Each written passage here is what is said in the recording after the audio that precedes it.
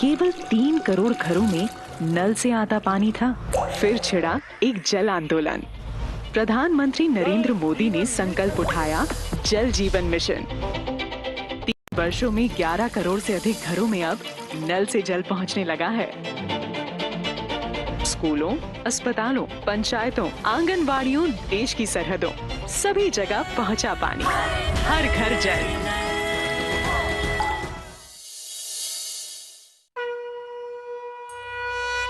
युगों युगों से चली आ रही भारतीय सभ्यता और इस सभ्यता में प्रचलित अनगिनत कहानियां। हमारे पूर्वज कौन थे? हमारे संस्कार, संस्कृति, इनका उद्गम कहां से हुआ? आजादी के पीछे भी कितनी अनकही गाथाएं होंगी। और आज जो हम एक स्वतंत्र, सबल और सक्षम देश हैं, इसके पीछे भी तो कोई कारण होगा। इन सभी कहानियों की गवाही देती है हमारी हर धरोहर। तो क्या जरूरी नहीं कि इन धरोहरों को संजो के रखा जाए? क्या ये जरूरी नहीं कि हमारी आने वाली पीढ़ियां इन्हें जाने और इन पर गर्व करें? है ना?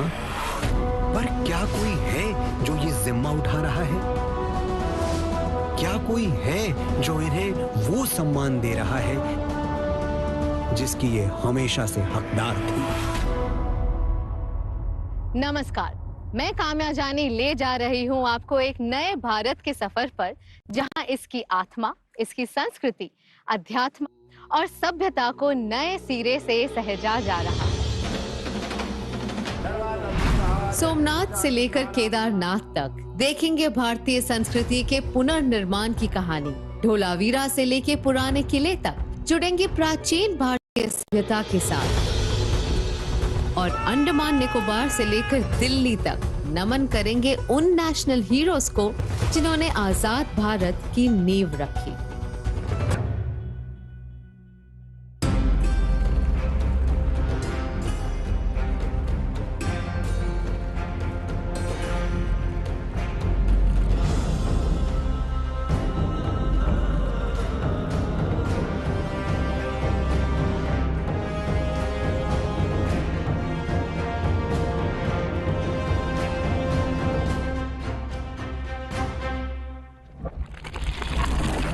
शुरुआत करते हैं सतयुग से।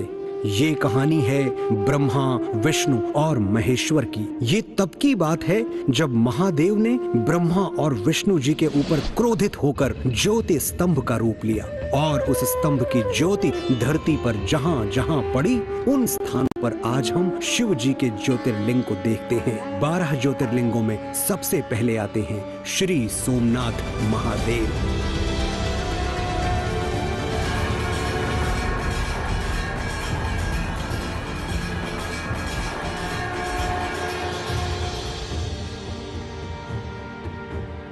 देश के एंशिएंट और प्रोमिनेंट मंदिरों में से एक, an architectural marvel, the first of the 12 Jyotirlingas. This is Somnath धाम। ये मंदिर रेजिलियंस की कहानी कहता है, भारत की कहानी कहता है। 17 बार तोड़े जाने के बाद भी आज सोमनाथ मंदिर का ध्वज गर्व से लहराता है।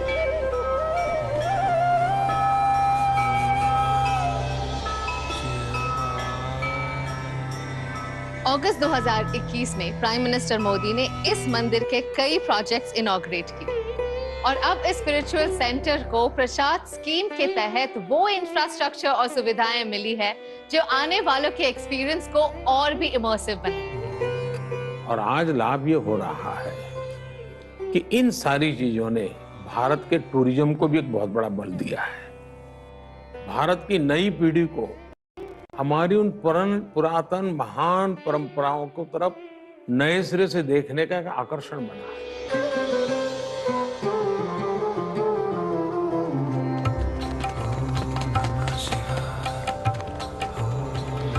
बचपन से ये सुनते आ रहे हैं, इस मंदिर को बार बार तोड़ा गया, शायद कुछ 17-18 बार तोड़ा रहेगा। आज इस मंदिर में आके इसका ये विराट रूप देख के, यहाँ का आर्किटेक्चर, यहाँ की फैसिलिटीज, सच में बताऊं तो मुझे विश्वास ही नहीं हो रहा। प्रसाद स्कीम के वजह से आजकल भक्तों को दर्शन करने की कोई प्रॉब्लम नहीं होती। यहाँ पे कैंपस में बहुत सारे फैसिलिटीज है।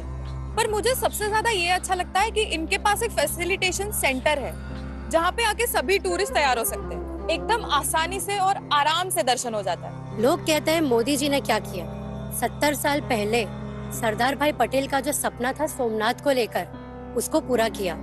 सोमनाथ हो या अयोध्या हो, ऐसा लगता है ये हमारे भारत का, हमारी संस्कृति का एक पुनः निर्माण है।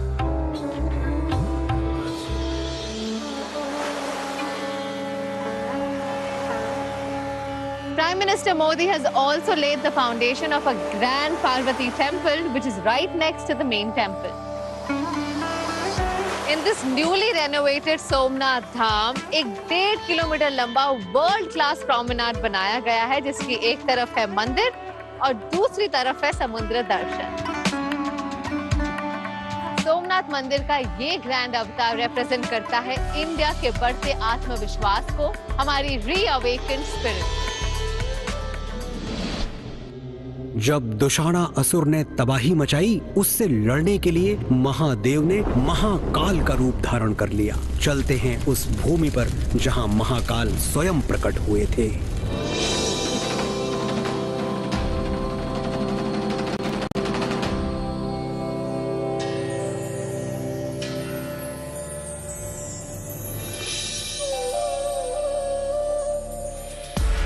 चाहे स्कंद पुराण हो या कालिदास का मेघदूत, महाकालेश्वर मंदिर का वर्णन हर जगह बड़े डिटेल में मिलता है।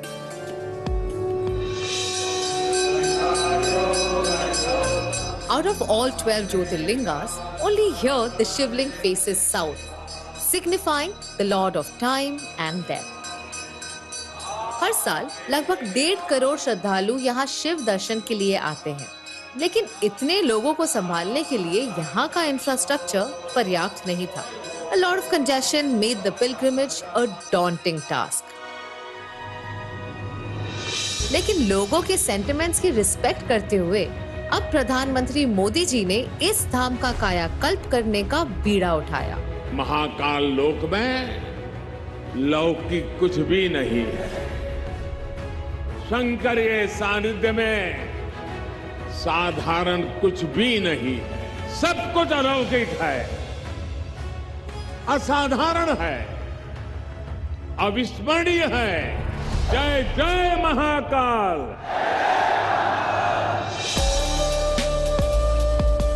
अब यहाँ है ड्रिंकिंग वाटर और सैनिटाइजेशन फैसिलिटीज, चौड़े रास्ते, एल्डरलीज के लिए इलेक्ट्रिक व्हीकल, कैंपस में है खाने पीने की व्यवस्था और भी बहुत कुछ।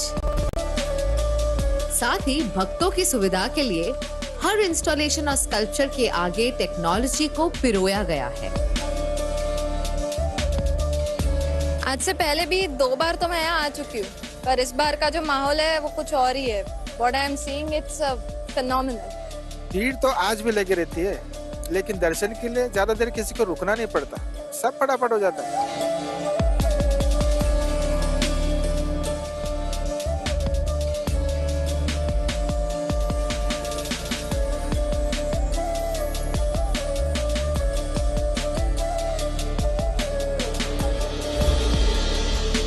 महाकालेश्वर धाम आकर सच में ऐसा लगता है जैसे समय और मृत्यु से परे भी एक शक्ति है, जिसकी कृपा दृष्टि हम सब पर हमेशा बनी रहती है। जय महाकाल।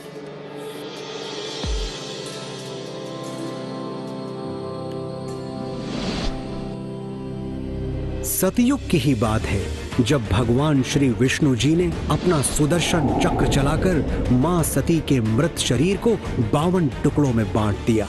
तब धरती पर जिन जिन जगहों पर मां सती के अंग गिरे, वहां एक एक शक्तिपीठ मौजूद है। इनमें एक है पावागढ़।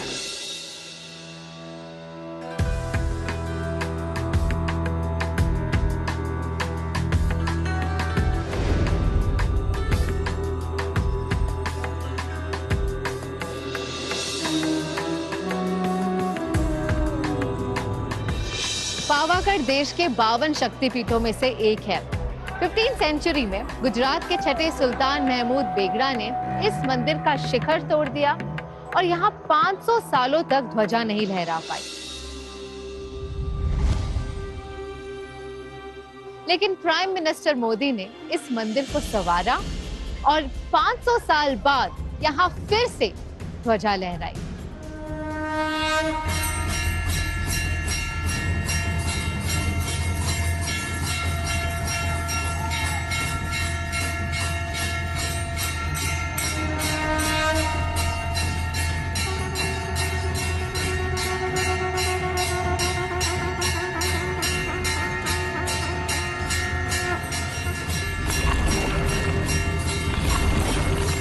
आज सदियों बाद पावागढ़ मंदिर में एक बार फिर शिखर पर ध्वज फहरा रहा है। ये शिखर ध्वज केवल हमारी आस्था और आध्यात्म का ही प्रतीक नहीं है। ये शिखर ध्वज इस बात का भी प्रतीक है कि सदियां बदलती हैं, युग बदलते हैं,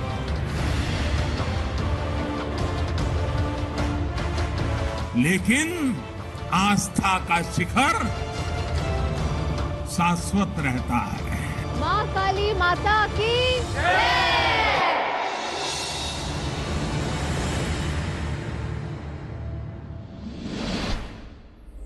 माता सती ने मां पार्वती के रूप में पुनर्जन्म लिया और फिर शिव जी ने मां पार्वती के साथ जहां अपना घर बसाया वो स्थान है काशी।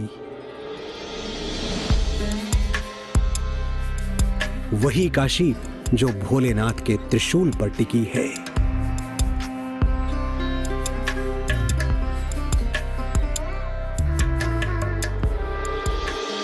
जीवन मरण के चक्र से मुक्त होकर अगर किसी को मोक्ष प्राप्ति करनी है तो उसका रास्ता केवल एक जगह पर ही मिल सकता है, बनारस। यहाँ बसते हैं हमारे जग के दाता श्री काशी विश्वनाथ। मंदिर के चारों ओर इतनी संकरी गलियां, गंदगी और अव्यवस्था हुआ करती थी कि श्रद्धालुओं का तीर्थ यात्रा पवित्र मन से करना दूभर हो जाता था। अगर ये आज की पीढ़ी को हमें दिखाना है तो कहीं गंदगी के पास इतनी बड़ी भव्य व्यवस्था है तो भी हम उसको प्रभावित नहीं कर सकते, क्योंकि वो वही देख करके वो जो देखना चाहिए वो छूट जाता है। गांधी जी ने भी 100 साल पहले काशी की अव्यवस्था की ये समस्या व्यक्त की थी, जो आखिरकार अब प्रधानमंत्री मोदी जी के हाथों इनॉग्रेटेड काशी विश्वनाथ धाम प्रोजेक्ट से सॉल्व हो गई।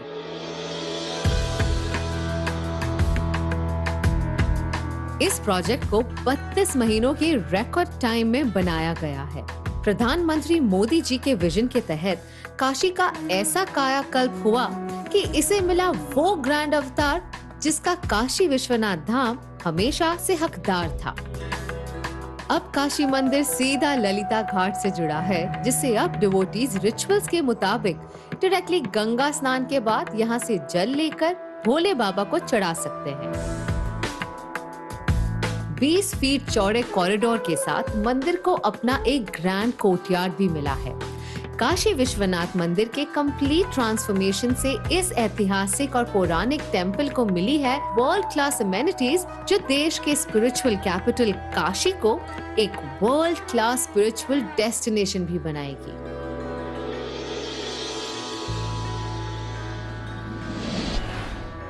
ये तब की बात है जब सरजू किनारे सूर्यवंशी दशरथ के यज्ञ से जन्म हुआ मर्यादा पुरुषोत्तम का, जिनका नाम हर दिल में बसा है। चलते हैं उनकी पवित्र जन्मभूमि पर, मोक्षदायिनी श्री अयोध्या पुरी।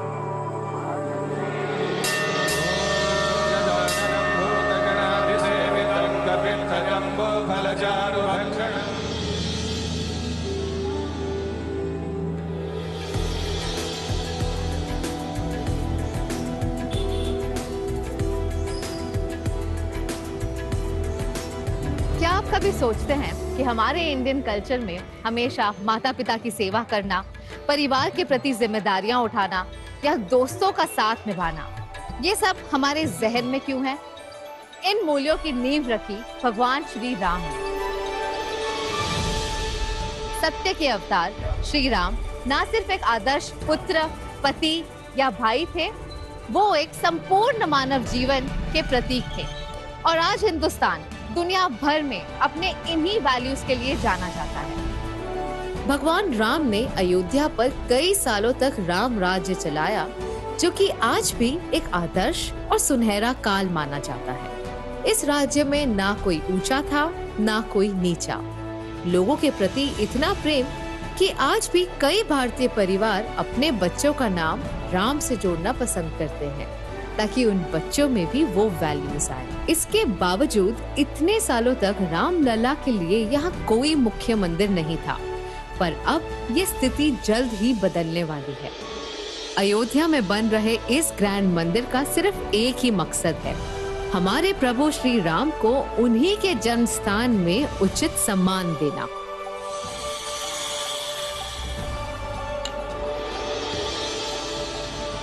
पाँच अगस्त 2020 को प्राइम मिनिस्टर मोदी जी ने यहाँ पर भूमि पूजन करके इस पावन कार्य की शुरुआत की। शायद ये भगवान का आदेश ही था कि अयोध्या का ये कार्य भी उन्हीं के हाथों से पूरा हो।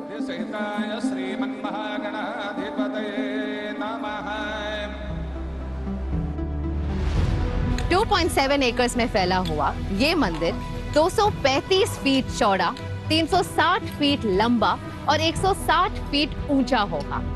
एक बार पूरा होने के बाद ये दुनिया का तीसरा सबसे बड़ा हिंदू मंदिर होगा। मंदिर के ग्राउंड फ्लोर पर होगा गर्भगृह और फर्स्ट फ्लोर पर प्रभु श्री राम का दरबार बनाया जाएगा।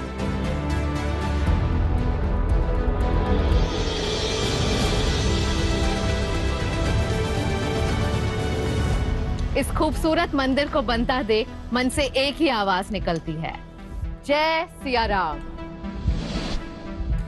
और अब हम आरंभ करते हैं द्वापर युग की वो महागाथा जिसका नाम है महाभारत।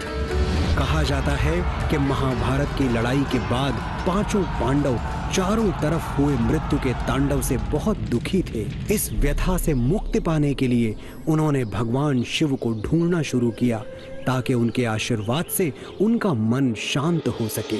तब महादेव ने उन्हें यहीं इसी स्थान पर दर्शन दिया।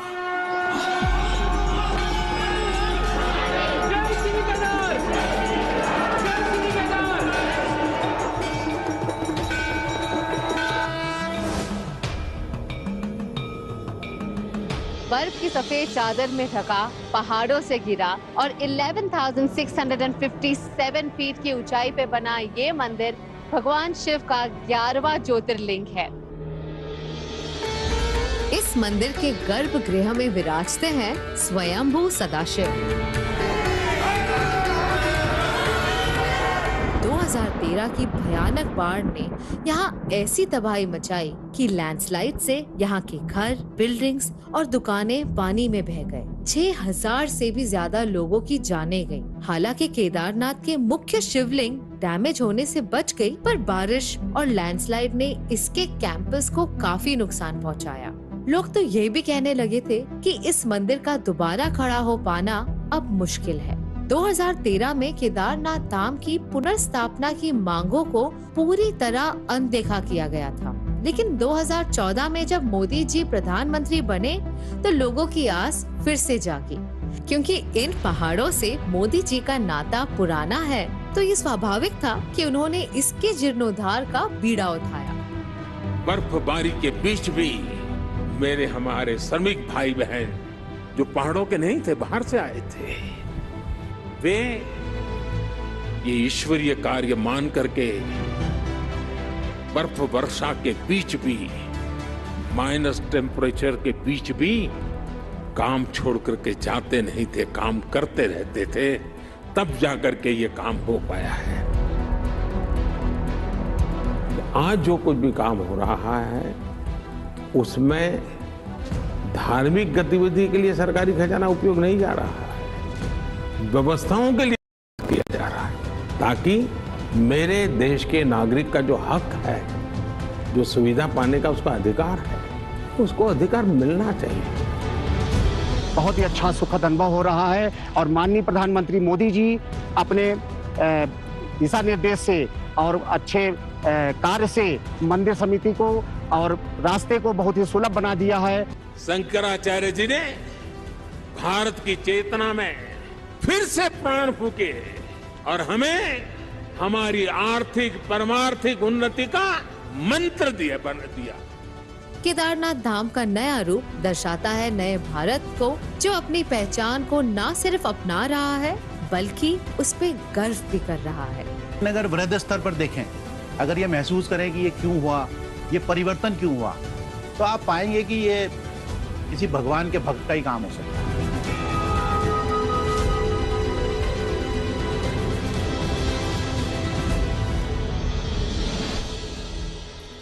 युग बदलते हैं और साथ ही बदलती हैं हमारी विचारधाराएं, जो जन्म देती हैं नई सभ्यताओं को। और एक ऐसी ही महान सभ्यता के अवशेष आज भी इस शहर में देखने को मिलते हैं।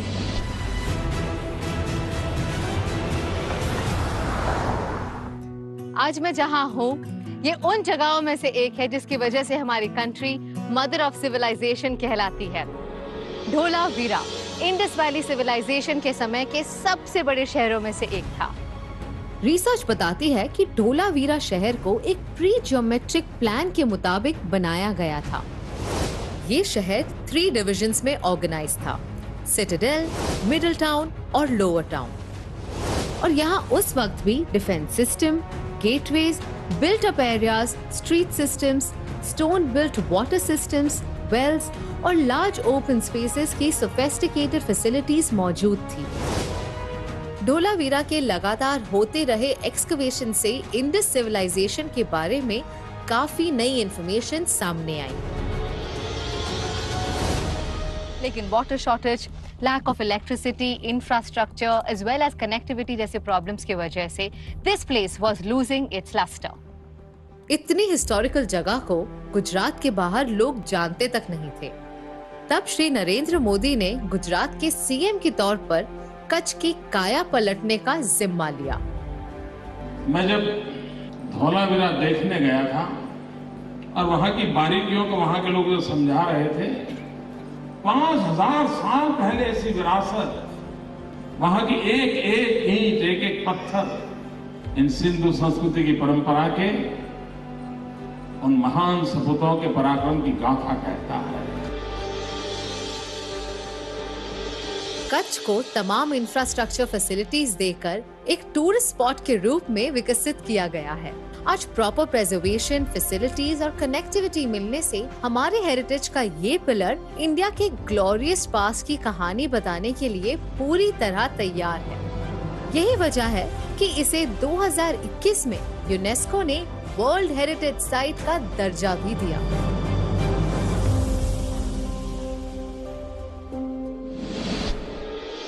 इन्हीं सभ्यताओं से जन्म लिया अनेक साम्राज्यों ने, और जब चारों तरफ युद्ध का तांडव मच रहा था, तब गुरु नानक देव जी ने इस भूमि से एक पावन कार्य का शुभारंभ किया।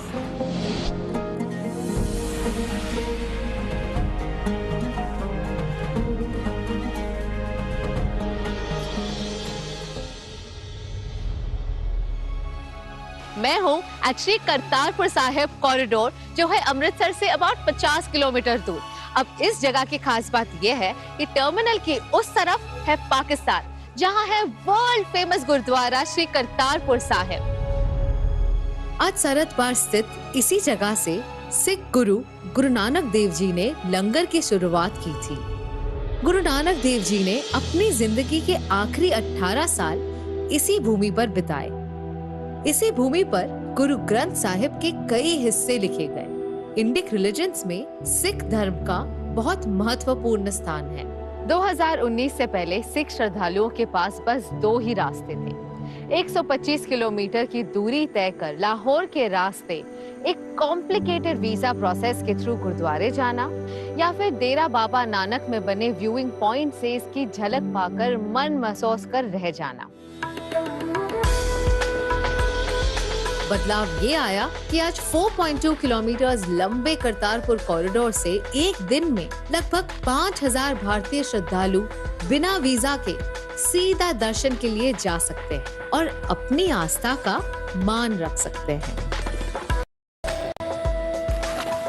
बिना किसी स्टैम्प के ऑन माय पासपोर्ट हम जा सकते हैं Kartarpur Sahib Gurdwara, which is in Pakistan. Kartarpur prime minister Modi ने 26 नवंबर 2018 को रखी थी और इसका उद्घाटन किया 9 नवंबर 2019 को। बहुत बढ़िया लगा है, अभी अच्छा कर दिया गवर्नमेंट ने, अच्छी तरह से जा सकते हैं। परमात्मा की अरदास करते सी ਅਸੀਂ ਸਾਨੂੰ परमात्मा लेके आए ਤੇ ਅਸੀਂ खूब दर्शन ਕੀਤੇ, ਮਹਾਰਾਜ ਨੇ ਸਾਨੂੰ ਆਪ ਬੁਲਾ ਲਿਆ। वो जो गुरु के फरमान है महसूस किए जान तो सुकून मिलता है। करतारपुर दर्शन को सुलभ करने की मांग आजादी के समय से चली आ रही है, लेकिन उन पर कभी ध्यान नहीं दिया गया। पर आज मोदी जी के इन्हीं प्रयासों से देश के विभिन्न धर्मों के श्रद्धालु, खासकर सिख श्रद्धालु, अपनी तीर्थ यात्रा सहजता से पूरी कर पा रहे हैं। भारत वो सोने की चिड़िया जिस पर हर किसी की नजर थी। यहाँ जो भी आया उसने भारत को बेदर्दी से लूटा, पर अब ये लूटी गई धरोहर गर्व से वापस लेकर एक जगह सुरक्षित रखी जा रही है।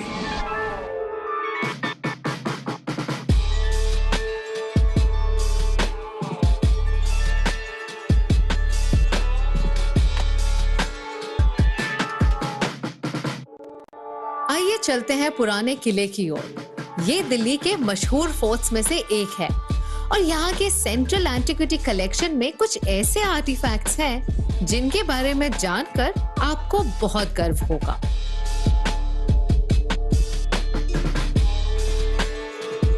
क्या आपको पता था कि इंडिया की कई सारी मूर्तियां और एंटीक्स दूसरे देशों में इलीगली स्मगल होती आई हैं? 2014 से लेके अब तक हम 229 मूर्तियां भारत वापस ला चुके हैं। ये सिर्फ इसीलिए मुमकिन हो पाया क्योंकि प्राइम मिनिस्टर मोदी जी हमेशा से ही इंडियन कल्चरल हेरिटेज को जीवित रखना चाहते हैं।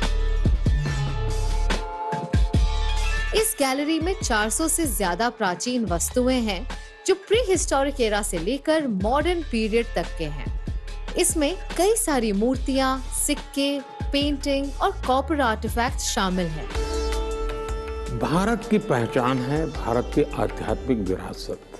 भारत में समाज जीवन को जोड़ना, समाज जीवन को समयानुकूल परिवर्तन करने के लिए प्रेरित करना, इन सब में हमारी सांस्कृतिक धारा का बहुत बड़ा योगदान रहा है।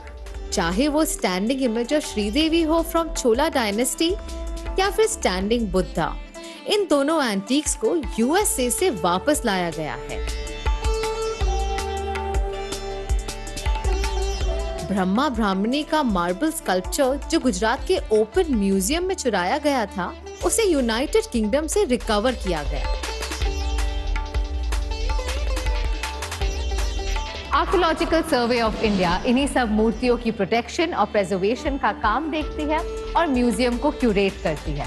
हमारी सरकार की यही कोशिश है कि सारी स्टैचूज और आर्टिफैक्ट्स अपनी मातृभूमि में वापस आ सके, ताकि जिन मूर्तियों की हम कहानियां सुनते आ रहे हैं उन्हें देख और महसूस कर सकें। सतयुग से लेकर कलयुग तक इतनी कहानियां जुड़ी हैं हमारे मंदिरों से, हमारी धरोहरों से, और हर एक में छुपी है सदियों की सीख।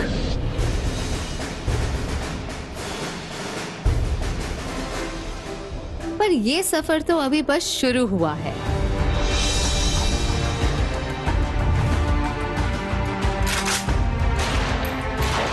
अब बढ़ते हैं उन कहानियों की ओर